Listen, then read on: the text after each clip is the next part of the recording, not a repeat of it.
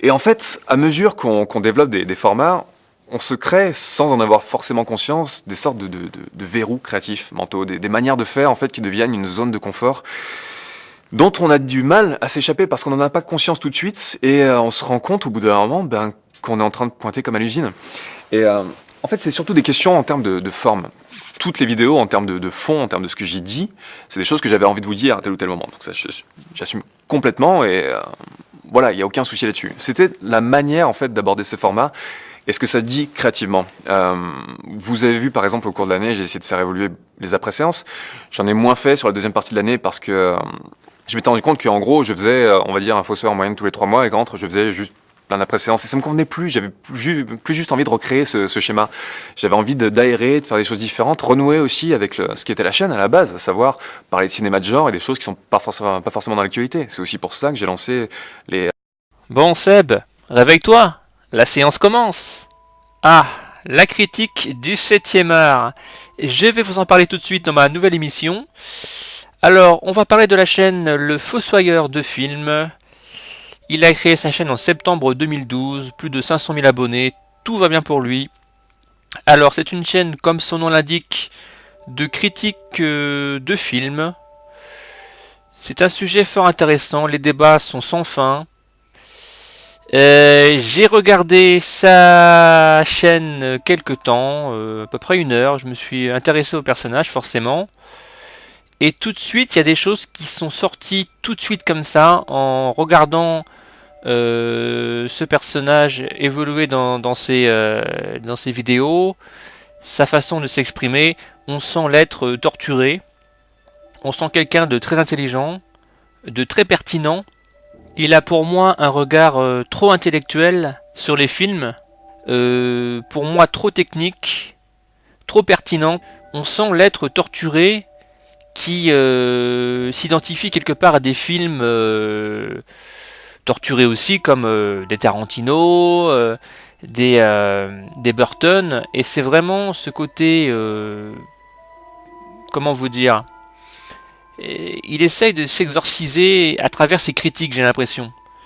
Et c'est ça qui me fatigue, c'est que moi je trouve ça assez soporifique, parce que c'est trop technique, trop décortiqué. Moi quand je vais regarder un film, si vous voulez, c'est pour passer un bon moment avec une bière, ma copine ou autre, des amis, c'est pas pour me prendre la tête. Lui, on a vraiment l'impression qu'il se prend la tête dans chacun de ces tests de films critiques. Et c'est aussi un être qui se cherche tout le temps. J'ai l'impression qu'il est jamais satisfait de son boulot. Il a toujours besoin d'évoluer, de changer, de bouger, d'avoir des nouvelles choses à créer. Et à mon avis, cette chaîne YouTube qu'il a créée, qui prend une certaine importance, c'est en train de le torturer encore un peu plus. Et c'est malheureux parce que je pense que ce garçon a beaucoup de talent, ça c'est sûr, mais on sent trop sa souffrance, on sent trop ses ruminations à travers sa chaîne. Et ça me gêne. Parce que on dirait qu'il nous fait partager, on va dire, ses peurs ou ses idées noires à travers ses vidéos. Donc c'est un petit peu gênant pour moi. Après, je suis pas psychologue, attention. Mais c'est comme ça que je vois la chose. Après, il va parler de beaucoup de films, hein, surtout des films de science-fiction, puisqu'il est assez basé sur la science-fiction. Bien sûr, il parle de Burton, comme je vous ai dit, il parle de Tarantino, de tous ces réalisateurs torturés. Mais vraiment, il parle trop vite. J'ai l'impression qu'il débite un texte. Bien sûr, je pense que ces vidéos, il doit prendre beaucoup de temps à les monter, et il doit faire des pauses, des montages de photos, comment dire, de paroles. Ça prend super beaucoup de temps, mais c'est trop travaillé, quoi. On n'a pas trop le fun du bon film. On a plutôt, comment dire, c'est comme si, moi je sais pas, on va prendre au hasard une de ces vidéos, voilà, les animaux fantastiques, commentaires, voilà. Bah, c'est comme si ce film-là allait dans un hôpital psychiatrique pour se faire analyser, quoi. Et ça, c'est dérangeant, quoi. Moi, ça me fatigue. j'ai pas envie de voir les films en question, des vidéos qui parlent, puisque ça me fatigue, ça me donne envie de rester chez moi en fin de compte. Donc tout ça pour dire que c'est un être pour moi torturé, qui a beaucoup de talent, qui, je pense que c'est le style de mec à se lever en pleine nuit ou à être insomniaque, tellement qu'il pense, qu'il réfléchit, à ci et à ça. Et moi je serais toi, le fossoyeur du film, bah écoute, je sais pas, je partirais un peu aux vacances, je me mettrais devant un bon film, tranquillou, à fumer peut-être quelques géraniums pour te détendre, tu vois, pour te calmer, c'est pas mal ça, tu vois, tu pourrais essayer de faire ça, plutôt de te prendre la tête sans arrêt. Alors si c'était comme ça dans la vie pour tout, franchement j'aimerais pas être toi quoi. Je considère que tu as du talent, ça c'est vrai que tu as du talent, c'est une chaîne, un télo. Un télo sur le film, c'est ça qui est un peu contradictoire, puisque les films intello en général, ça fait fuir les gens.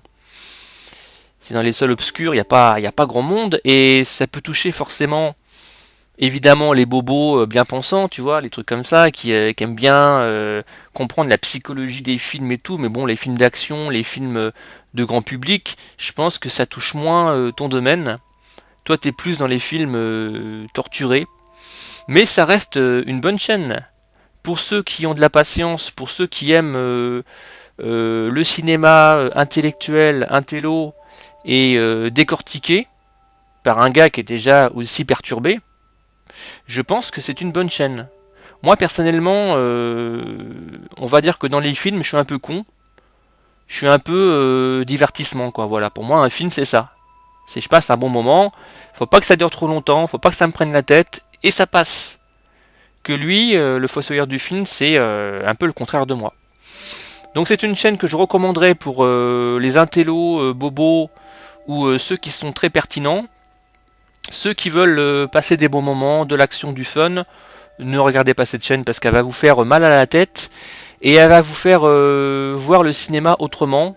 Le cinéma, on va dire à la Burton, déjà un gars qui est un peu dépressif, Burton, et qui est même cinglé à moitié, et ça j'aime pas ce côté-là. Voilà. Tout ce que j'avais à dire sur cette chaîne, je vous dis à très bientôt pour un nouveau GVS People. Merci beaucoup.